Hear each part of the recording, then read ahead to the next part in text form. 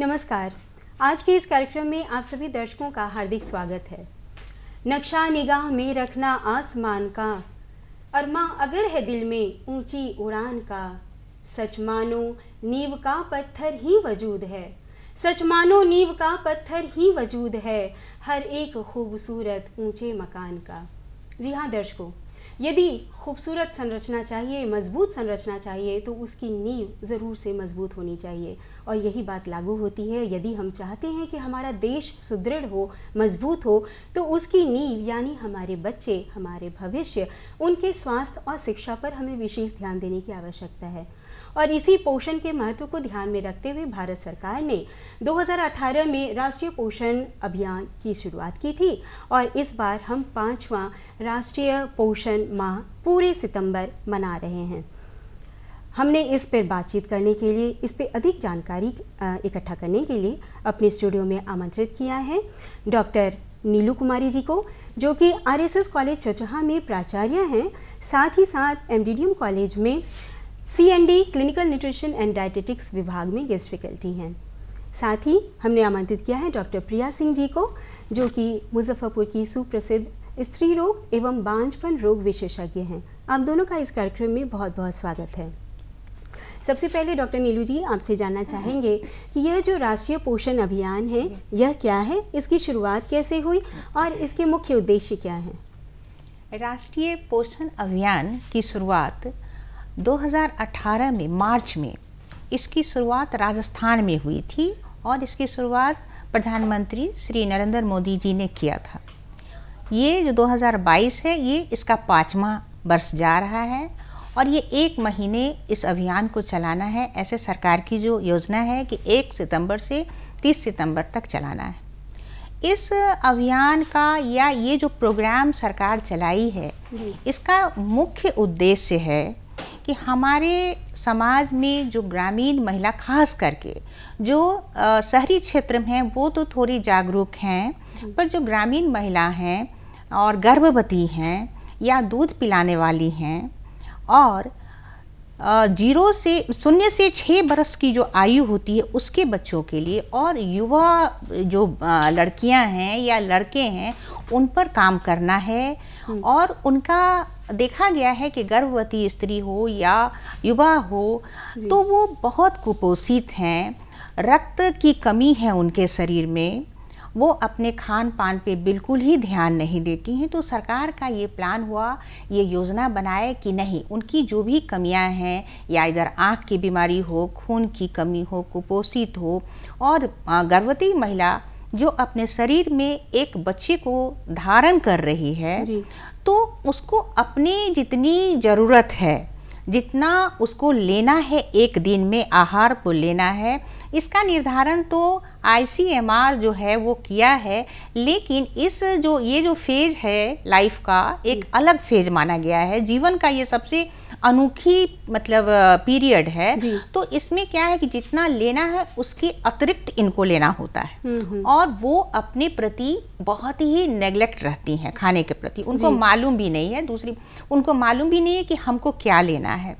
तो सरकार का ये योजना है कि ग्राम पंचायत इस पर काम करे, आंगनबाड़ी काम करे, आशा काम करे, सीडीपीओ काम करें और हम जनता भी, हम शिक्षिका हैं तो उस नाते भी हमारा काम है कि हम जिस विभाग कॉलेज में काम करते हैं, जिस विभाग में काम करते हैं, वहाँ की युवा लड़कियों को, क्योंकि मैं कॉलेज में हूँ तो युवा लड़की आती है पढ़ने तो उनको मैं मतलब ये बताऊं कि तुम भविष्य में माँ बनने वाली हो, तुम गर्भवती हो सकती हो, तो तुम अपने खान पान पे ध्यान दो। तो खान पान में उनको मेडिसिन तो मैडम बताएंगी क्योंकि वो डॉक्टर हैं, मैं उन्हें खान पान के बारे में बहुत अच्छी आपने बात बताई, क्योंकि ये इस बार का जो हमारा थीम है वो महिला और स्वास्थ्य और बच्चा एवं शिक्षा, इसके ऊपर बेस्ड है और इस पर ज़रूर से ध्यान देने की ज़रूरत है। आपने जैसे बताया कि लड़कियों को विशेष तौर पर अपने स्वास्थ्य का शुरुआती दौर से ही ध्यान रखने की ज़रूरत है। तो मैं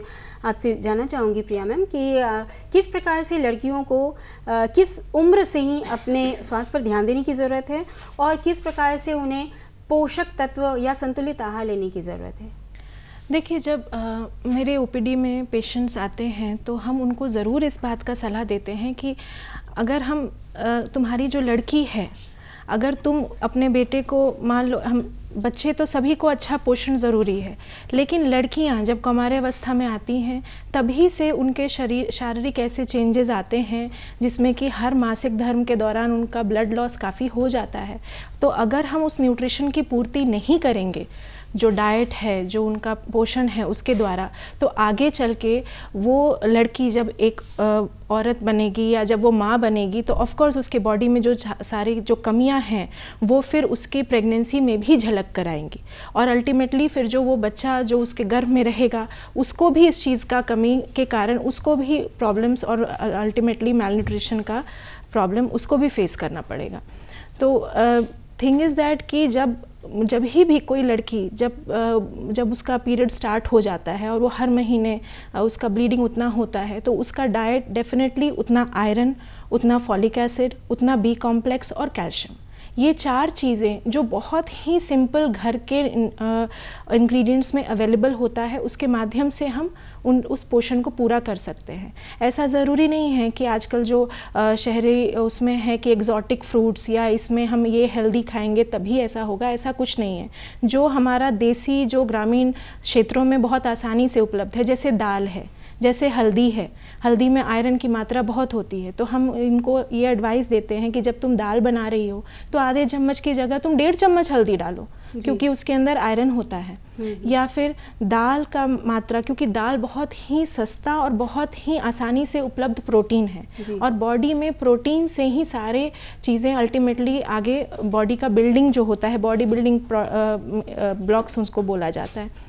फिर उसके बाद मल्टीविटामिन, जितना हरी सब्जियां हैं जो बहुत ही आसानी से ग्रामीण क्षेत्र में उगाई जा सकती हैं, खाई जा सकती हैं, उसमें अवेलेबल है, उसमें आयरन और विटामिन्स का पूरा स्रोत रहता है। तो वो सारी चीज़ों को अगर हम अपने डाइट में, जो फीमेल्स हैं, जो महिलाएं हैं, वो अपनी डाइट में और अपने बच्चों के डाइट में अगर बहुत ही अर्ली एज से इंट्रोड्यूस कर दें तो शायद ये कुपोषण का प्रॉब्लम बहुत हद तक हम कंट्रोल कर सकते हैं।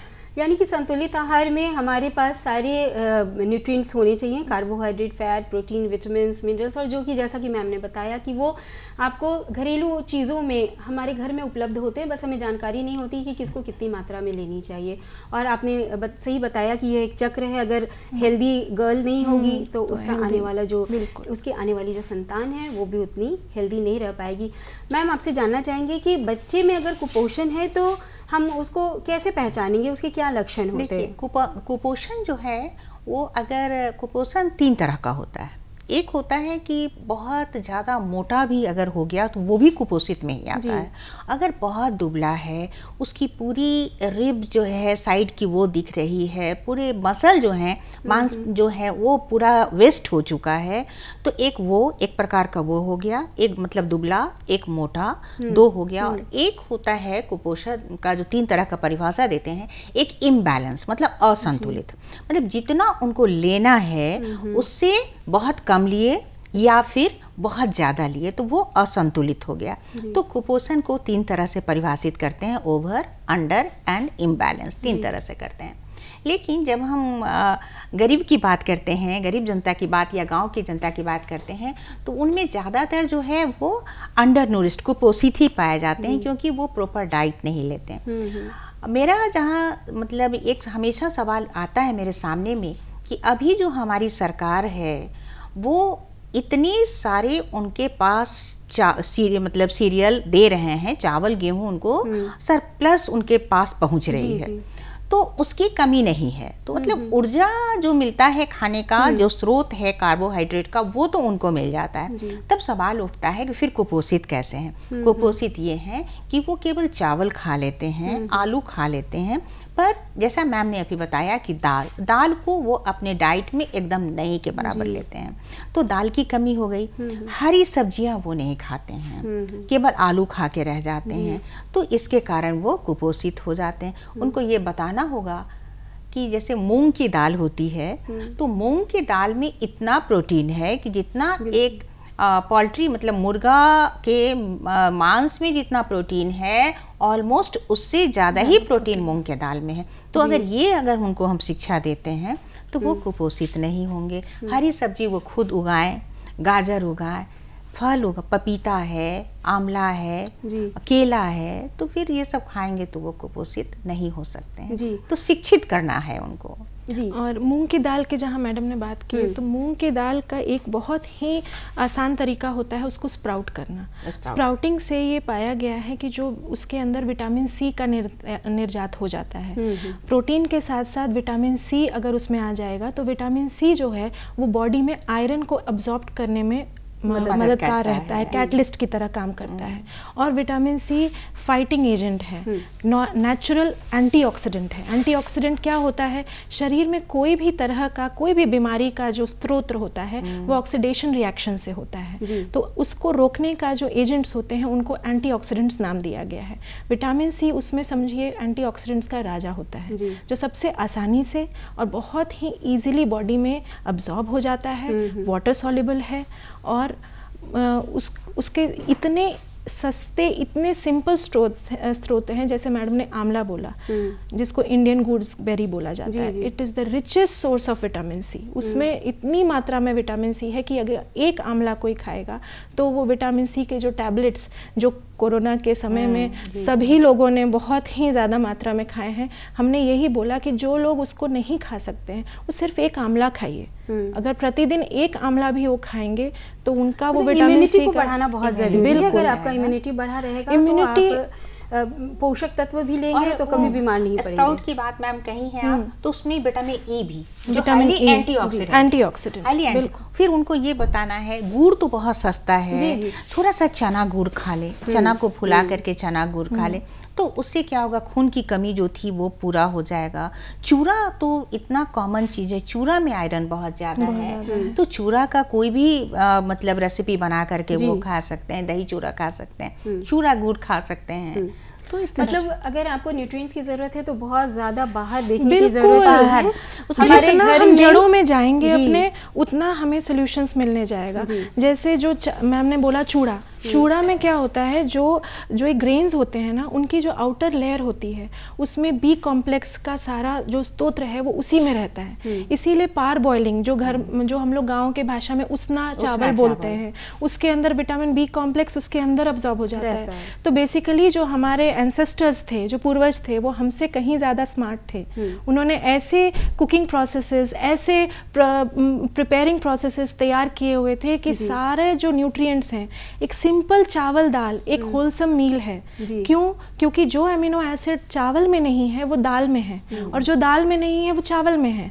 तो चावल अकेला कुपोषण को पैदा कर सकता है क्योंकि उसमें कुछ ना कुछ कमी रह जाएगी, लेकिन यदि चावल और दाल हमने एक साथ इंक्लूड कर लिया तो उससे बैलेंस डाइट और सिंपल डाइट कुछ नहीं हो सकता। और एक और यहाँ पर जैसे चावल दाल की बात मैम करें, अगर हम चावल और दाल को मिक्स करके जो हम खिचड़ी बनाते हैं और उसमें अगर हम कुछ ग्रीन वेजिटेबल को इंक्लूड कर देते हैं, जैसे गाजर है, पालक है, ये सब डाल करके अगर हम मिक्स कर देते हैं तो वो एक अच्छा बैलेंस डाइट हो जाए। और दोनों जब एक साथ कुक होता है ना मैम, तो वो और भी ज़्यादा रिएक्ट करता है, दोनों सीरियल और पल्सेस मिलकर के, और वो उसका न्यूट्रिटिव वैल्यू जो है वो बढ़ जाता है। जो हमारे पास अनाज है घर में वो तो है ही, लेकिन जो कुकिंग प्रोसेस है उस पर आपने बहुत अच्छी तरह से बताया कि कुकिंग प्रोसेस पे भी हमको ध्यान देने की ज़रूरत है।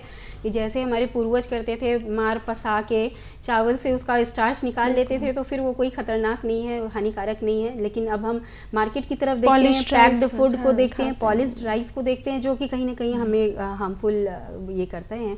एक सवाल और कि जब गर्भवती महिलाएं आपके पास आती हैं मैम, तो आप उनको कैसे काउंसल करते हैं, और स्तनपान करना कितना ज़रूरी है, मतलब नवजात शिशु को कराना कितना ज़रूरी है, इसके महत्व के बारे में देखिए। माँ की तुलना अमृत से की गई है, और ये कोई मतलब बहुत स्ट्रेंज या क्लीशे लाइन नहीं है, ये बिल्कुल सही है।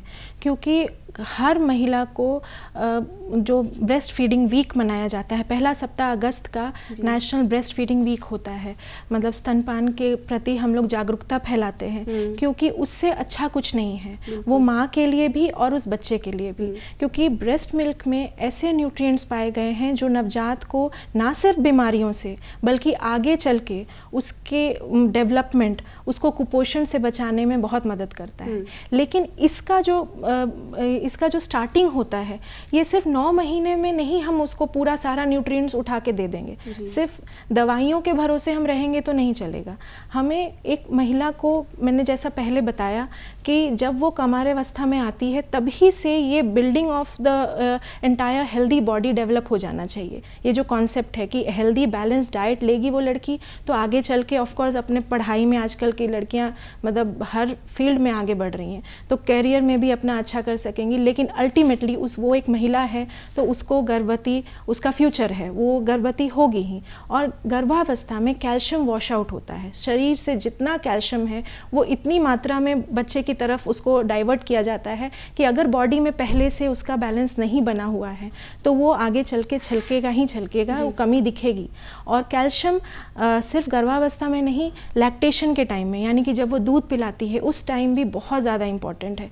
और कैल्शियम का सबसे आसान सोर्स जो है वो है दूध। अगर दूध मतलब किसी कारणवश नहीं है उपलब्ध तो अगेन ग्रीन लीफी वेजिटेबल्स में, गोभी में, गाजर में, इन सब चीज़ों में बहुत मात्रा में कैल्शियम पाया जाता है। मूंगफली, एक चीज़ और हम बताएंगे, कैल्शियम का सोर्स में मिल्क तो है ही, सबको जान है, मिल्क एंड मिल्क प्रोडक्ट्स है और ग्रीन लीफी वेजिटेबल्स है। एक बहुत सस्ता सोर्स है उसका और वो है सलजम की पत्ती।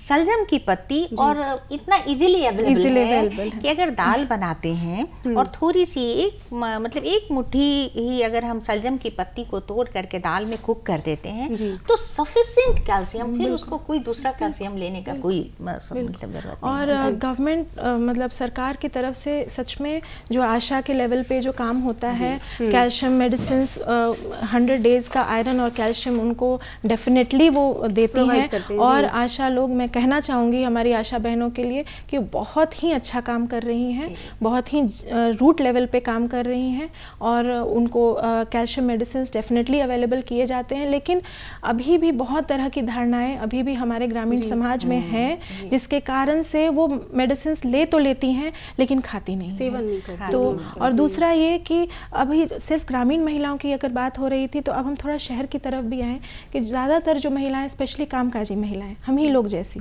तो हम लोग ज़्यादातर इंडोर्स रहती हैं और विटामिन डी हमारे शरीर में कम हो जाता है।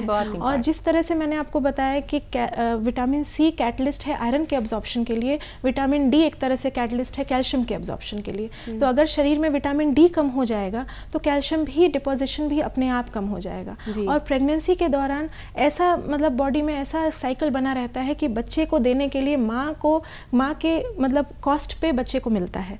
तो by the time she delivers the baby, जब तक बच्चा जन्म लेता है तब तक उसके शरीर से काफ़ी हद तक कैल्शियम वॉश आउट हो जाता है। तो अगर उसको हमने पूर्ति नहीं किया है गर्भावस्था के पहले भी, उसके दौरान भी और उसके बाद भी, तो आगे चल के उन महिलाओं में ऑस्टियोपोरोसिस जैसी जो प्रॉब्लम्स होती हैं और चिड़चिड़ापन, कमज़ोरी रहना, हमेशा शरीर में दर्द का एहसास रहना, ये सब चीज़ों का उनको सामना करना पड़ सकता है। और अगर एक महिला हेल्दी नहीं रहेगी, एक माँ हेल्दी नहीं रहेगी तो उसका पूरा परिवार स्वस्थ कैसे रहेगा? क्योंकि अल्टीमेटली पोषण तो महिला को या माँ को ही देना है। ये आपने जैसे बताया कि ये तो चक्र चलता है, अगर वो कुपोषित महिला है तो कुपोषित बच्चा भी होगा और फिर हमारी पीढ़ी, जो नई पीढ़ी होगी, वो उसका सच में नींव तो मजबूत नहीं बन पाएगी।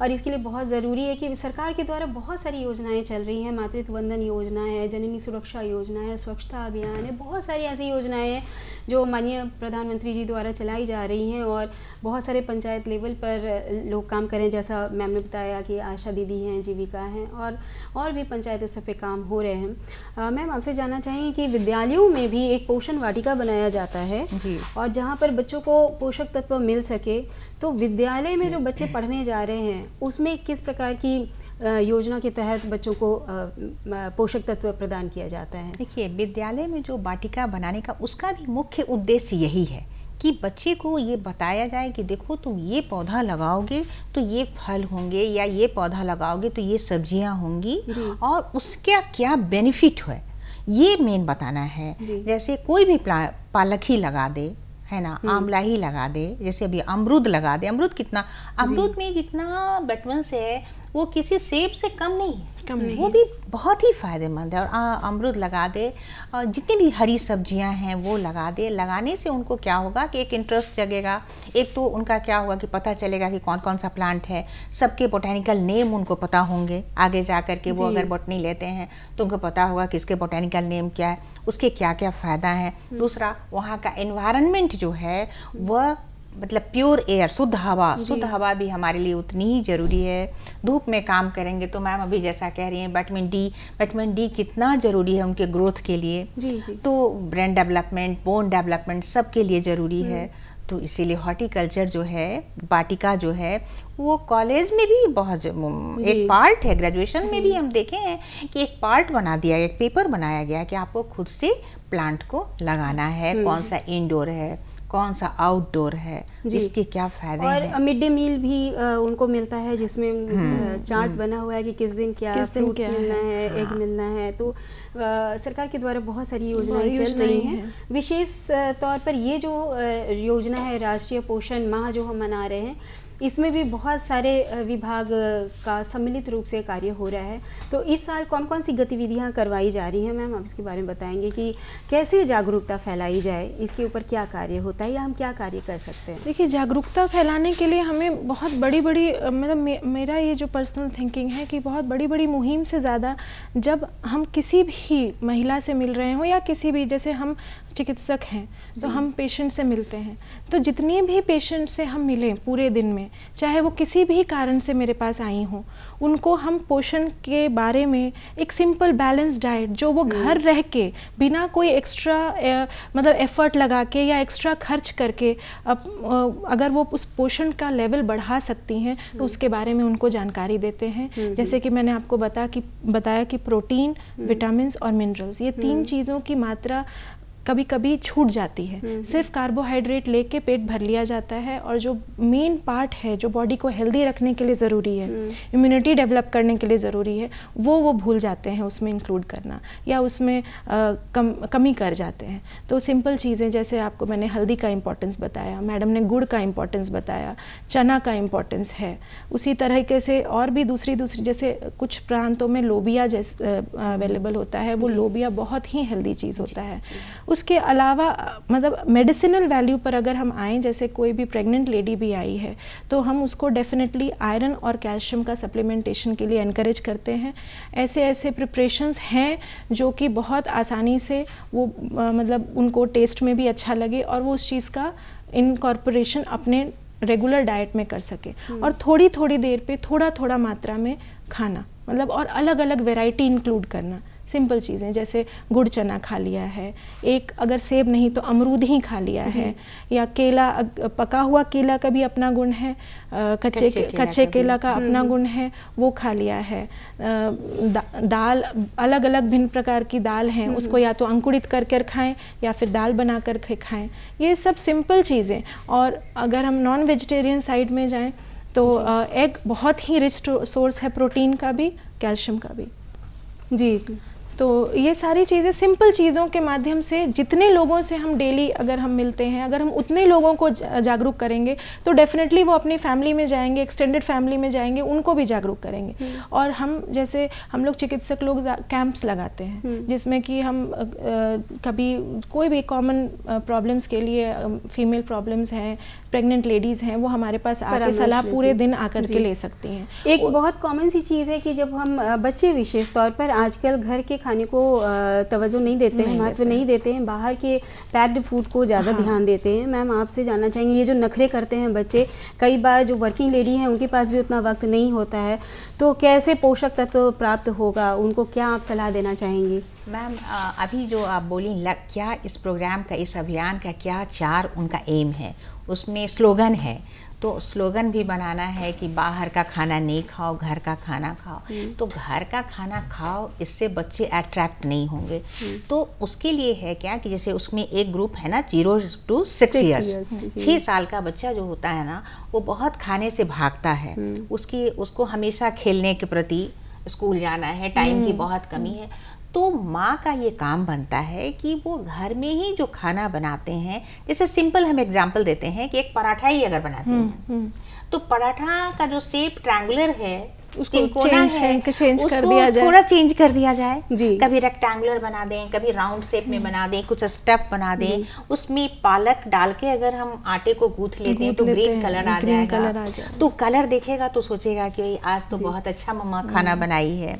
मैगी इतना मतलब खाने को अगर हम इंटरेस्टिंग बनाएं, ये पूरा का पूरा दायित्व माँ के ऊपर निर्भर करता है कि वो अपने जो घरेलू जो भी उत्पाद हैं उसको किस प्रकार से इंटरेस्टिंग बनाएं, बच्चों को उनको परोसें, उनके खान पान पे नज़र रखें और साथ ही साथ पूरे घर में एक संतुलित आहार सबको प्रोवाइड करें। ये कहीं ना कहीं माँ का दायित्व बन जाता है। लेकिन हम सब कि इंडिविजुअल जो रिस्पॉन्सिबिलिटी है, हम सब की जिम्मेदारी है कि अपने स्वास्थ्य का ध्यान रखें और विशेष तौर पे जो हमारे देश का भविष्य है बच्चे, उनके स्वास्थ्य और उनकी शिक्षा, वो शिक्षा तभी ग्रहण कर पाएंगे जब उनका विकास सही तरीके से हो पाएगा। और फिर घूम फिर के हम आते हैं पोषक तत्व पर, पोषक के महत्व पर।